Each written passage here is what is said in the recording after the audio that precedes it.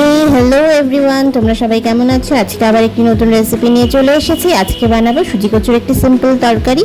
তো এখানে সুজি কচু আর আলুগুলো সেদ্ধ করে নেওয়া হয়েছে। এরপর ফোড়নে দিয়ে দিয়েছি 5 ফোড়ন, তেজপাতা আর শুকনো লঙ্কা দিয়ে আলুগুলো দিয়ে দিলাম। আলুগুলোকে এবার একটু ভালো মতো ভেজে নেব। ভেজে নেওয়ার পরে এখানে আমি অ্যাড করে দিচ্ছি কাঁচা লঙ্কা আর আদা বাটা। এরপরে গুঁড়ো মশলা যেমন হলুদ গুঁড়ো, জিরে গুঁড়ো, ধনে গুঁড়ো, শুকনো লঙ্কা গুঁড়ো অ্যাড করে একটু কষিয়ে নিচ্ছি। একটু ভালো মতো কষিয়ে তেল ছেড়ে আসলেই দিয়ে দিলাম সুজি কচুগুলো। এবার সেটাকেও ভালো মতো কষিয়ে নিচ্ছি। কষিয়ে নিয়ে এখানটাতে আমি অ্যাড করব সামান্য পরিমাণ নুন, সামান্য না প্রায় তোমার স্বাদ মতো নুন অ্যাড করে দিয়েছি এখানেই আমি। আর তারপরে একটু জল দিয়ে আবার একটু কষিয়ে নিচ্ছি।